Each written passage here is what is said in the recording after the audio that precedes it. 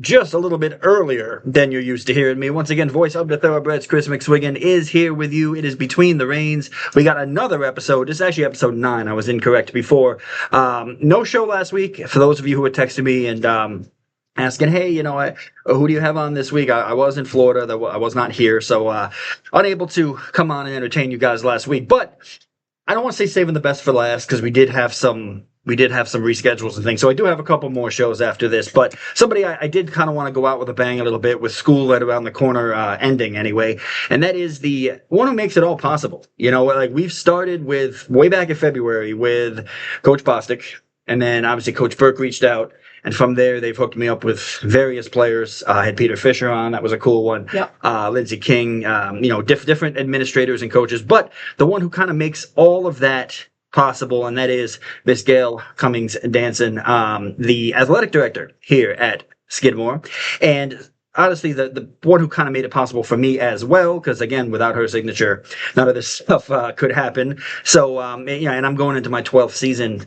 Weirdly enough, it's crazy. Believe that. Right, 12th season this coming February. And I usually tailor it with Kelly Donnelly. I remember Kelly Donnelly was my first year. I watched all 4 years of her, and that was 2014. So, it'll be 12 seasons. It's crazy shocking how that goes. But once again, we are here with Miss Dancer, or Mrs., I guess, Danson. But one thing I wanted to know from you, and there's just so many things when I went on to kind of do some research about you and kind of your history. So you're originally from Canada. Yeah. Okay. And you originally were a lacrosse player.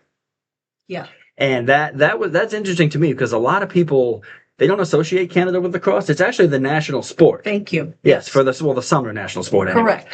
Which I did know. I'll just say, before it became the summer national sport, it was always the full national. Okay. Well, hockey, you got to kind of have hockey. Absolutely. Yeah. But it was never officially hockey. It was always lacrosse, and they added hockey. Which a lot of people didn't know. Correct. I only knew because my father played it. It's a piece of the pie for, what's that game?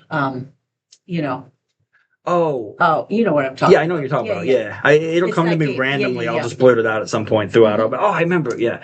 But I only know that because my father actually played at Syracuse. So he was a lacrosse player, and I tried to play a little bit in high school, but I was always more football, basketball. But yeah, no, great sport. Now, were you attack, midfield? No. So it's a long story. Okay. So I grew up. Yes. First, let me just say thanks, Chris. Oh, yes, no problem. Thank you for having me on, and I appreciate the opportunity. But also, when you saying 12 years, that just blows my mind. Yeah, because I remember when you first started, but I would not say that was 12 years ago. I would have said, I don't know, maybe 5 or 6. 5 or 6, yeah. Pre-COVID. I was a little skinnier back then too. Yeah. We all were. Yeah. But no. So to your question, I grew up in Canada, and in Canada, that's what you do. You play box lacrosse. No, not or. You do both. Box lacrosse on a boys' team because their girls' teams didn't really exist. So box lacrosse on a boys' team in the summer and ice hockey in the winter, and that's just what I would say every good Canadian does. Okay, fair enough. That's how that started. Now, Huntsville, Ontario. Yeah. Is that Toronto Metro? No. Okay. No. That's 3 hours north of Toronto. Oh wow. Okay. Yeah. So up board. So snow country. So Okay. Yeah. Cottage country. We like to call it. Okay.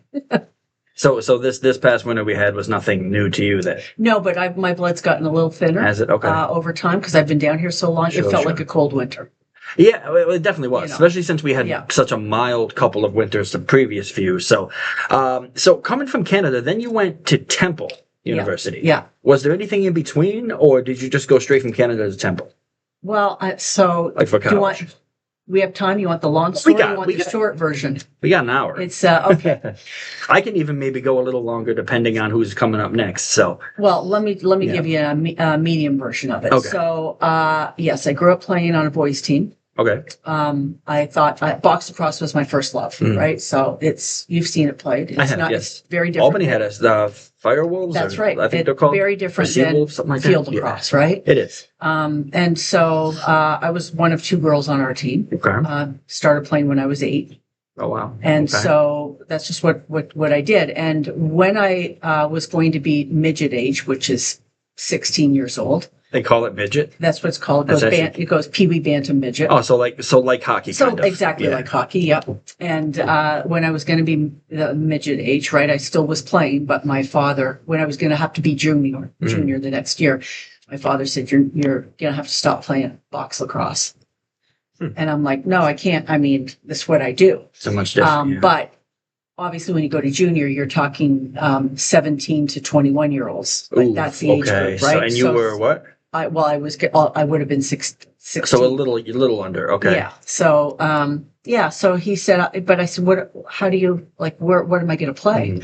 And he's like, we'll find a team. So lo and behold, he found a team of a women's field lacrosse team down in Toronto. Okay. So at the time I was 15, I didn't even have my driver's license yet. Oh, wow. And he would drive me down to Toronto for practice and a tryout and all of that. And so for my final year of playing box lacrosse, I then started playing women's field lacrosse as well. Was it a tough transition? Like, it was the rules were. So I played defense as a box lacrosse player. Yep. No. Oh, there was no box lacrosse. No. Oh, see, I'm used to regular lacrosse. No, okay. No. It's 6-on-6, right? Just like a hockey game. So you had to transition then to a long stick as well, or is that girls lacrosse doesn't have long sticks? But I was always worried that I was going to cross check someone because that's the natural movement, right? So I thought I should play attack or forward in women's lacrosse, and that's what I did. Having never played forward before in my life, and that's I guess where that journey started. And so at 15, was asked to try out for the Canadian national team. Okay. Getting ready for the World Championship. Nice. This was like dark ages. Back in 1982 was going to be the first World Championship for women's lacrosse over in England. And so went out to British Columbia, tried out for the team, made the team at 15. By the time we competed in the World Championship, I was 16.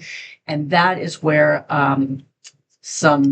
some players on the U.S. national team, all older, right? I was the youngest person in the tournament, all older, who were already coaching and things like that, suggested that I should come down to the U.S. and try out for a team. I didn't know how that happened because, again, it's very different in Canada, right? Sure. So, and that's try out for like an AAU or try out for no, try out for like I should go to college. Oh, and try it that way. Okay. Yeah. And I said, how would that work? Yeah. And they're like, oh, you would get a scholarship. I'm like, what does that mean? Again, all stuff that doesn't really happen in Canada. Yeah. It's very different. Well, it does now or still not even really? It does. No, there's no. Not as much? No, like there's always financial aid. Yeah, right? but like athletic scholarships. No, they don't exist. Okay. Huh. So that's how I ended up coming down to the U.S. And so my thought process there was, if I'm going to come all the way down, and I looked at a bunch of different schools, that doesn't mean they were all interested in me. So like, don't let me set the stage incorrectly. Sure. But the athletic trainer for the U.S. team was from Temple, and that's who I was in a conversation with. And I said, well, which teams are good? Because I didn't even know. She said, oh, Temple's got a really good team. I said, well, if I'm going to go down, then I should try out for the best team I think I can try out for. Yeah, why not? And Temple won the national championship that year. I was just going to say, did you win a national title yet? Well, but they won it before I got there. Okay, so you did. You so were then part I was of the like, title team. let me try and. Oh, I did. No, we did. Oh, but they won it before I got there. Oh, so that's kind of what turned you on to, wow, so this is a team that was... Yeah, if they're the best, then they're the best. Let me go there, and that's how I ended up in Philly. My dad would be jealous. He actually played at Syracuse from 80 to 82. Oh, so right before the Gates brothers. Yep, and they went to, the national semis and whatever, but then they won the national title the year after he graduated. Yeah. Which was so it's just timing. Yeah. There's no guarantees, right? Because that's like what happened to me in high school. We lost in the in basketball, but state semis, state corner, state semis, and then my freshman year of college, I won the state title. It's like great. Well, the team won before I got there. My freshman year, we went to the Final Four. We went to the Final Four each of my 4 years. Oh wow! And we were in the championship game my junior year. We lost. Okay. And then finally won it my senior year. So I'm lucky to have gotten out of there with a championship, right? So big transition difference from so you said it's kind of out in the country. You mentioned it being cottage country a little bit up there.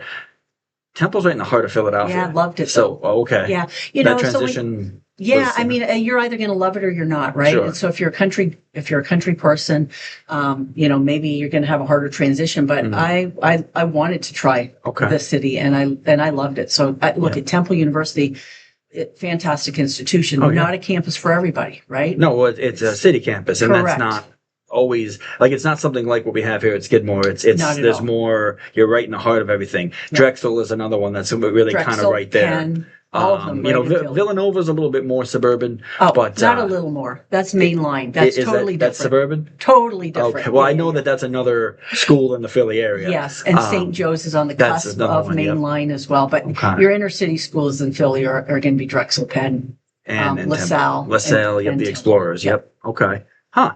Yeah. See, I don't know too much about Philly. I just know that I hate Philly because I'm a Cowboys fan.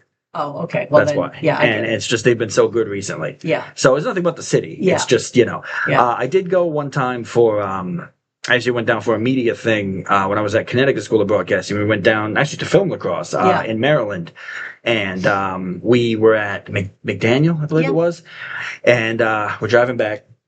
We're like, let's stop at Philly for some cheesesteaks. Oh, because why not? Yeah. Right. Yeah. And this was before, phones really had maps and GPSs and stuff. And we were like, yeah, we know where we're going. It's just one highway in, one highway out. And all of a sudden, we get our stuff. We see the basketball court that Will Smith, that Fresh Prince of Bel-Air was filmed on and all that. And with Geno's, went to the tourist one, Yeah. And we get there and all of a sudden we're driving and, it was row houses and all the things. And all of a sudden, we're looking out the window, and it's like boarded up buildings and graffiti and holes in the wall, and all. And I'm like, I don't think this is Philly anymore.